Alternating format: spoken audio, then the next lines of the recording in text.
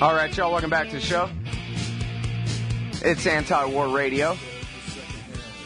I'm Scott Horton, and our first guest on the show today is the heroic, unembedded reporter Dahr Jamail.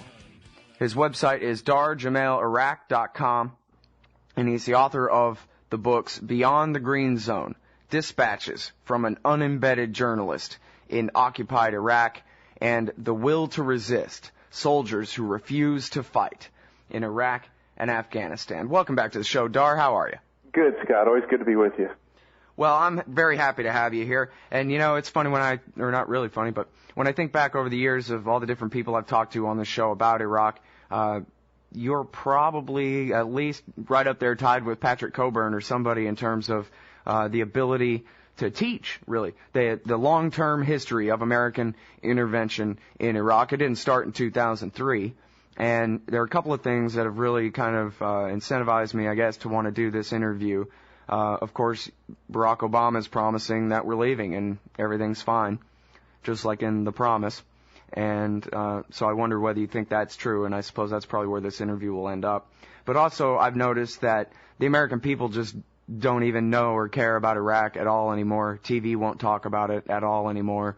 Of course, the troops are back at their bases now, so there's much less violence, at least in terms of the American soldiers on the receiving end of it now. So it's pretty much out of sight, out of mind.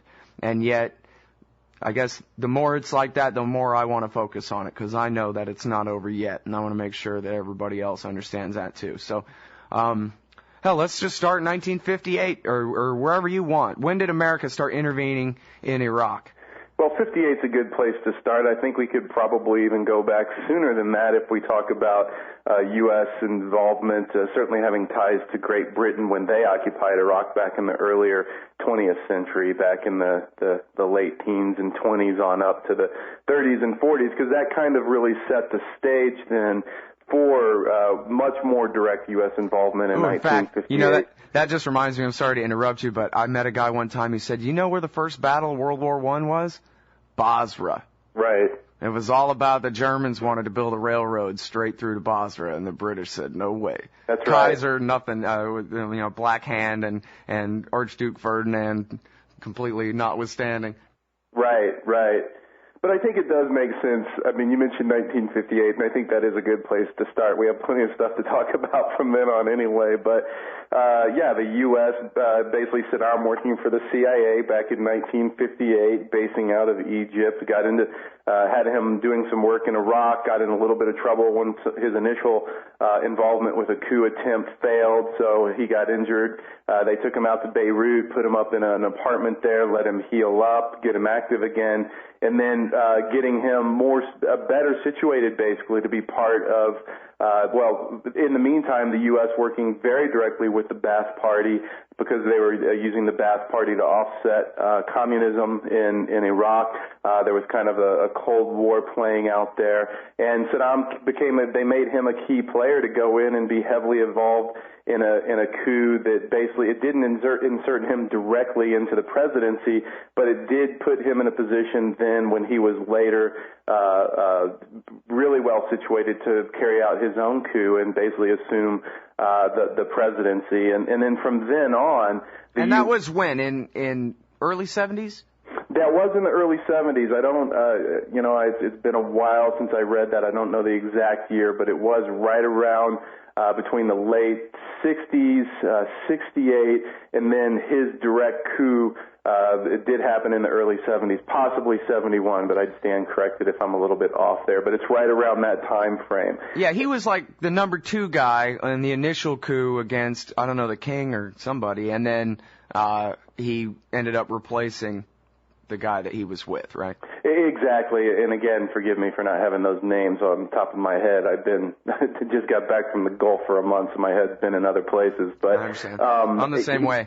He basically then, the U.S. supported him from then all the way up. I mean, back in 1982, there's Ronald Reagan's envoy to Iraq, Don Rumsfeld, the famous photos of him shaking hands with Saddam Hussein on 2 different trips in that time frame. And then, on up to up, through the 80s, where the U.S. gave Saddam heavy support during the Iran-Iraq War, of course, supporting Iran at the same time, but heavy support when, we had the atrocities that Saddam Hussein carried out against the Kurds in Halabja. Of course, the U.S. giving him all the support to make that possible, standing behind him all the way through. And then, of course, we had in 1991. Well, no. Let's talk about the 80s some more. Okay. I know you're on a roll. You are. But let's talk about the 80s. Let's focus, because it wasn't just Halabja when it came to the poison gas. It was the Anfal campaign that killed 100,000 Kurds, Dahr. That's right. And it's important to note these, and of course that none of these could have happened without direct, implicit U.S. support of his regime, giving him money, giving him weapons, giving him chemical weapons to use against the Kurds, and supporting him all the way through. Very, very direct U.S. involvement. Well, and even I think they let him use American military satellites to target the Iranians with chemical weapons. They didn't let him use the satellites, but they gave him exact specific coordinates so that he could do so. Right. Share the information with him, yeah. Right. And there was a big part of the big scandal here was farm loans. Oh, Saddam Hussein, we're giving him farm loans, but then this was all the money that was going into the germ weapons programs of the 1980s. Exactly. And they used numerous other ways to justify it, as they always do, and of course they're supporting various tyrants around the Middle East or other places around the globe to carry out their dirty work.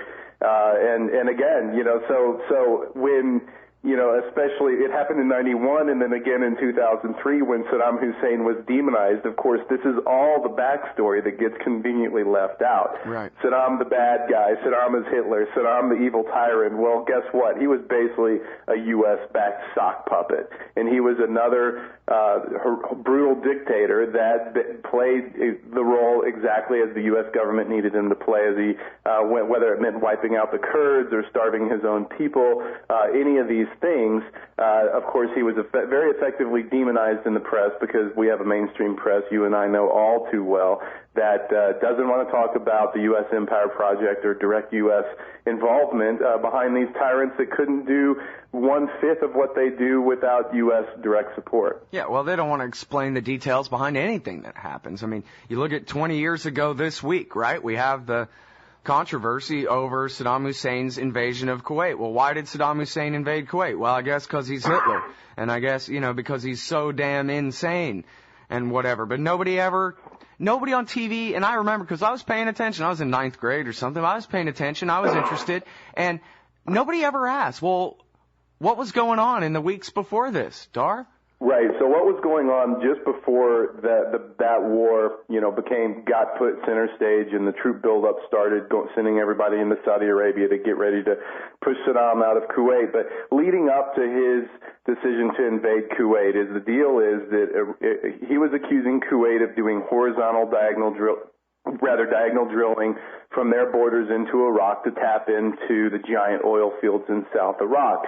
And they probably were. There's a lot of evidence to support this. He was upset. He decided he was going to invade Kuwait in order to make them stop doing this. Well, I want to add a little bit to that, too, which is that, the price of oil was $10 a gallon or something, and he had borrowed billions of dollars from the Saudis and the Kuwaitis in order to really protect them in fighting the Iran war, to contain the Iranian revolution, and to protect, the oil in Saudi Arabia is in the Shiite part of Saudi Arabia and Kuwait there. They wanted to protect them from the Iranians.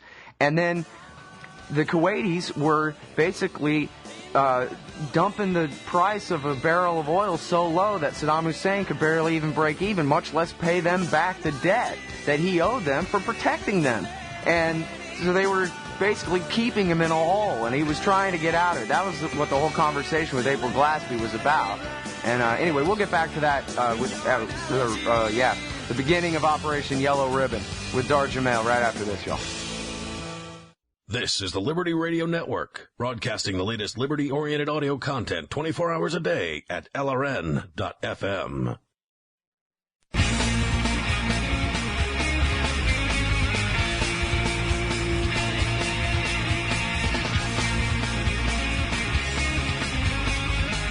All right, y'all, welcome back to the show. It's Anti-War Radio. I'm talking with unembedded reporter Dahr Jamail. He's the author of The Will to Resist, Soldiers Who Refuse to Fight in Iraq and Afghanistan. And we're talking about the history of American intervention in Iraq. And I guess some of you might have heard me last week going off the top of my head, trying to calculate directly and indirectly. It's hard to quantify exactly when you talk about support for Saddam and his war against Iran that killed, I don't know, they say 500,000 Iraqis, whatever it was. And we tried to add it all up, and it was somewhere around 3 million Iraqis are dead because of the United States of America, or at least because of Saddam Hussein's hand in circumstances where he was backed or helped by the United States of America. And I wonder if anybody will ever get that worked out, except the fans of this show. Probably not.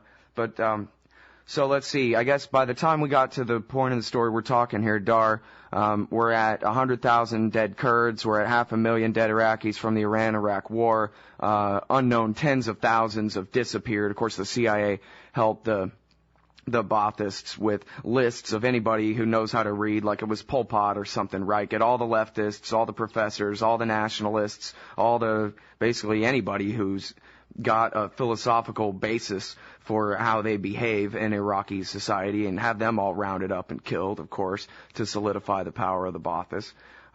There's a part of the story people like to leave out. And then so now we're up to 1990. And basically the Kuwaitis jerking Saddam Hussein around so much. And then he went and got permission from James Baker, didn't he, to go break their kneecaps. He just went too far.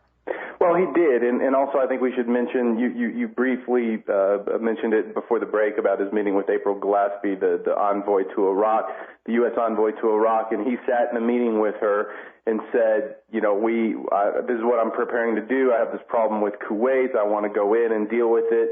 And she said, the U.S. has no opinion on Arab-to-Arab relations. And he repeated it 3 times to make sure, and 3 different times she gave him the same answer. So he got the green light from the U.S., of course, was set up, went in, and then, of course, George Bush's pop used that as a justification to go ahead and do the massive troop buildup and then invade Iraq and bomb it back into the Stone Age and cripple it, of course, making the key decision not to go into Baghdad because he and his advisors knew that an occupation would be no win, there would be no exit strategy, and it would completely destabilize the region. And he was at least smart enough, unlike his idiot son, to understand that, as you mentioned earlier also, Scott, that Saddam Hussein in Iraq played a key role in containing the growth and influence of Iran around the region. And so they basically then did a lot of damage, hit key infrastructure intentionally, water plants, electrical plants, a lot of hospitals, intentionally crippling Iraq, and then installing the UN, so-called UN-backed sanctions. They were really a U.S. operation, and kept everything from pencils to chlorine to basic medical supplies out of Iraq for the next 12 and a half years, conducting a silent war, of course, while flying air raid missions and still dropping bombs periodically across much of Iraq. But really the key was the sanctions, which then, of course, led into Clinton taking them over and happily continuing forward with them. And they got a lot of international ire. So we found Clinton Secretary of State Madeleine Albright on the hot seat with Leslie Stahl on 60 Minutes, and Leslie Stahl asked her, Madam Secretary, the UN has just announced that the sanctions have killed probably 500,000 Iraqi children so far. Is that price worth it to contain Saddam Hussein? And she said, yes, we think that price is worth it. So that, of course, Clinton, being just as complicit in this as either of the Bushes. And then as we move forward, that's the situation. By the time we get up to 2003, we have a country where the average caloric intake of an Iraqi adult is around 1,600 to 1,800 calories a day. I think that's about what the average American eats for breakfast. And just to give you an idea of how just staggeringly crippling these were, I really don't think it's going too far to call them genocidal sanctions when, at least 500,000 kids, probably another 500,000 adults died, mostly of starvation and simple diseases that could have easily been prevented prevented had the sanctions not been in place. Yeah, no, I don't think that's hyperbole at all to call it genocide. And, you know, in fact, I don't know if you've had a chance to read this yet, but I'm sure you will at some point, Dahr. It's Joy Gordon's new book, Invisible War, about the Iraqi sanctions. And she makes the point so well in there about how all of Iraqi society was basically built up to first world levels on their oil wealth. And they imported, Dahr, 2/3 of their food. And then after Colin Powell destroyed all their waterworks and sewage, like he just said, they wouldn't let them rebuild any of it. And then, oh, okay, you can have some food, but you can't have any trucks, so you can't distribute any of it. And, oh, here's some medicine, but you can't have any electricity, so you can't keep any of it cold. And, yeah, 1 million people died. And, yeah, that's genocide, man. That's 1/6 of a Holocaust. You know, while the American people thought it was the era of Jerry Seinfeld and Clear Pepsi and dot-com bubbles and peacetime.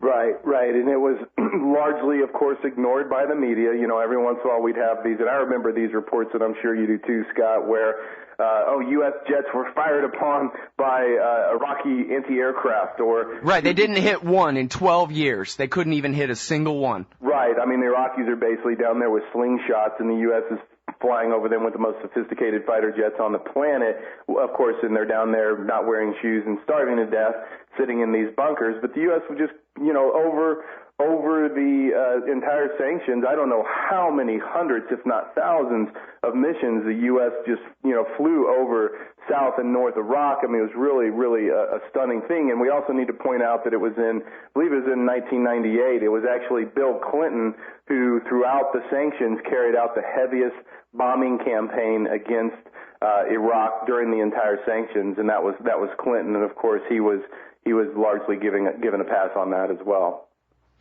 Yeah, absolutely. Well, I'll tell you what, the New York Times once, in a little, 1 column inch worth of coverage, said that the average was every other day Bill Clinton bombed Iraq in his 8 years in power. But then the progressive journalist, Jeremy Scahill, he went through the paperwork and he did his own count, and he came up with the much more conservative estimate, Dahr, of once every 3 days America bombed Iraq.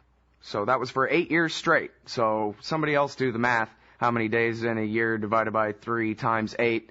That's how many days. And that's not like 1 bomb per day either, right? That's per bombing mission, which means who knows how many killed each time. Right, exactly. And, and these are things where exactly tallying up the numbers and, we may not ever know. I mean, and I think we can rest assured, just like when we talk about current death tolls with the current U.S. invasion and occupation of Iraq, or rather the most recent scene of that U.S. assault on Iraq, is because we're talking about 50-plus years of a U.S. assault on Iraq at this point, and I think that's even being a little bit conservative. And when we tally up these numbers, I think we're always going to come down on the conservative side. No one's going to know for sure, because just talking about overt deaths of the current situation, we have 2 studies that show a minimum of 1.1 million. And I think those are conservative as well. Where are the estimates of the wounded? How many of the wounded later on die because of this situation? So, well, now you're talking about post 2003 right there. Yeah, right. I'm leaping ahead. Just post 2003. I mean, what we're talking about, like you said, I mean, just between the sanctions, the war with Iran, the Kurdish massacres. I mean, I think saying 1 million is probably really, really conservative, as though that's not just a shockingly, staggeringly high figure on its own. Nah, it's just a statistic. 1 death is a tragedy. Right. Anyway, well, that's what Joe Stalin said. That's apparently the ethic of the American empire. But I wanted to, make sure that the audience understands that when you use the million dead Iraqis figure there, you're referring at least in part, you say there's 2 different studies. The one I'm thinking of is Opinion Business Research out of Great Britain. A guy named Alan Hyde is the boss of it. He financed it himself. It wasn't George Soros propaganda or anything. Right. And he, in the fall of 2007, sent his team to do their study. And they came back with the number approximately 1 million. And he sent them back. He refused to do the show and said, no, I'm not going to do the show yet. Give me a few months. He sent his team back. They did the study again. And then they came back and they said, yeah, 1 million. And that was in the very beginning of 2008, I think.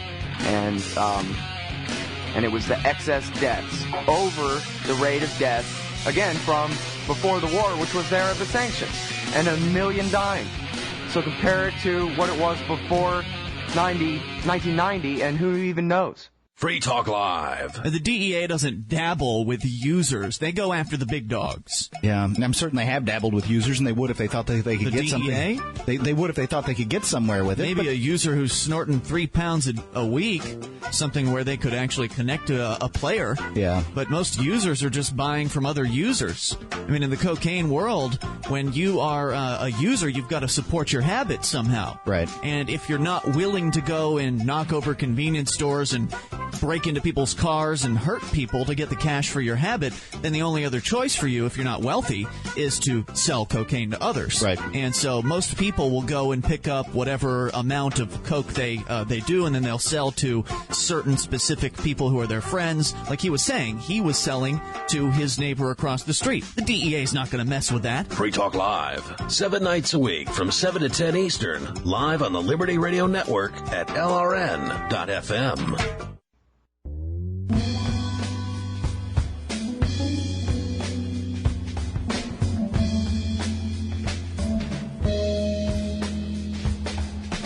All right, y'all, welcome back to the show. It's Anti-War Radio, getting into the second hour here. And I'm happy Dahr stayed over the break with us here. Sorry about the Fox News at the top of the hour, but I was going to mention that. That's some ridiculous nonsense. All right, well. All right, so we were talking about 1 million dead Iraqis. Now, obviously, that's narrowing it down to just the last 7 years. That's right, but that's where we're at right now, and I really wanted to stay the extra segment to talk about this recent propaganda of the Obama promised U.S. withdrawal, which he's already contradicted himself in the speech he gave yesterday, talking about, combat missions are ending as of the end of this month and all this nonsense. We're going to be down to 50,000 troops. About the only thing that will be true in what he said is that it does look as though by the end of this month we are going to be down to 50,000 troops in Iraq. Of course, he doesn't talk about the 4 enduring bases or the U.S. embassy the size of Vatican City that's recently had its budget doubled and resources availability doubled. And also, there's a really good story on Interpress Service today by Gareth Porter, who's been following this and really lines out the details of, dissecting his speech and showing how Obama's basically full of it. That there is going to be an enduring U.S. presence there indefinitely, which is something that Obama's own security advisors were talking about before he was even elected, that there would be a minimum of 50,000 troops there until at least the end of his first term, assuming he gets a second one, which is a big assumption. But that means until at least January 2013. And that's exactly what we're looking at. And this comes on the heels of last month being the single deadliest month for Iraqis in 2 years, where violence is off the charts, chaos, instability, still there's no electricity, still there's no drinkable water, still we have staggering unemployment rates. And this, of course, I'm sure you saw in the last couple of weeks too, Scott, it comes out yet again, there's another $8 or $9 billion of that supposed reconstruction money that was actually Iraqi money.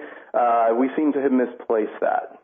Right, well, and of course, I don't know whether this really counts for anything or not. I think my best understanding of the last thing I heard from you on this subject is a bit different than what Patrick Coburn, for example, thinks, and I think what Garrett thinks as well, although I could be wrong. It's been a while since we talked about this, but the Iraqi government, such as it is right now, it's months and months out from their last wonderfully successful purple-fingered Democratic election, and nobody can form a coalition, and even the most natural, obvious alliance between Sadr and Maliki and their two parties is not coming together, because both of them insist on, Maliki wants to stay prime minister and Sadr insists that he not stay prime minister. So there is no government even. And I guess what I was talking about was, I think last I heard from you was, oh, please, without the American occupation, that green zone government will fall and who knows what will happen next in Iraq, but it ain't going to be this. Whereas it seemed to me like really they did train up a big enough Iraqi army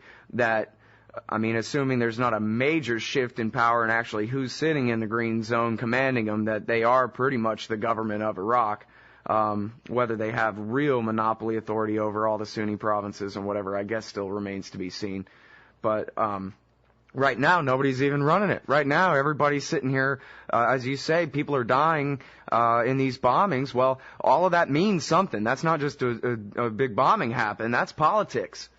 Exactly. Violence, war, whatever you want to call it, it's always politics by another means. And I agree with what you said, Scott. I think that, from the last time I was pretty regularly on your show talking about this and was much more focused on Iraq. I think things have changed enough since then that, Maliki has been able to build up a large enough security force, thanks to the Americans, that he's in a position to where even when he loses a vote, he can just sit right there in the prime minister's chair and, because of all this power on the ground on the street, and of course, we have the solder factor, which is always the wild card, but for now, Maliki can basically just strong arm his way into keeping the seat. And we're seeing that despite the fact that on the ground, none of this has done any good for the Iraqi people. It's actually only hurt them. This is a government that basically still continues to, aside from maintaining its own power, is basically impotent in doing things like picking up all the garbage around Baghdad or bringing more electricity to people's homes or giving better health care, all these basic things. And all of these are direct symptoms of course, the occupation. The U.S. came in, completely annihilated what was left of Saddam Hussein's regime and replaced it with what? Another tin-pot despot in Nouri al-Maliki eventually, who is basically a Shia Saddam. And I think that's the best way to look at this guy. And that, who, once again, from 1958 up until right now, who pays the highest price for all of this U.S. direct meddling in Iraq? It's always the Iraqi people. Yeah, it's true. Something, I saw Andrew Bacevich on the Rachel Maddow show last night, and he was saying that when it comes to really any part of this, the American people, for the most part, support this entire imperial policy, or they just ignore it, and they refuse to pay the price for any of it. They don't even pay financially for it. They demand tax cuts while they wage these wars and put the price off onto their grandkids, their kids and their grandkids, and someday the American people, one way or another, what goes around comes around, man. And the American people have a hell of a price to pay for what we've done here. And what really bothers me, too, about it is that, at least I was brought up on the myth of World War II and all that, where we're fighting an enemy that was a badass enemy, and not here we are, the most powerful country, the most powerful military state ever, Dahr, and all we do is pick on helpless little third world countries like Panama and Libya and Iraq and Afghanistan. We fight civilian populations in their own neighborhoods for years on end, and for what? I mean, the history of how the American empire went out, broken on the rocks of Iraq, of all places, not fighting the Soviets in keeping them out of Western Europe in the Fulda Gap or something, but broken on the rocks of the desert of Iraq and Afghanistan. I mean, let's be real clear about the U.S. military. Yes, it's very powerful and very sophisticated, but when it comes down to conventional fighting, let's see, we can go all the way back to Vietnam as the last war it lost. I mean, it's, can you say that it won in Iraq? I don't think so. It bought off the resistance. Can you say that it's winning in Afghanistan? It's getting its rear end handed to it in Afghanistan. And everyone over there who understands what's going on will tell you that very thing, and that's also what's revealed in the WikiLeaks document dump. This is a military that, again, it's politics by another means.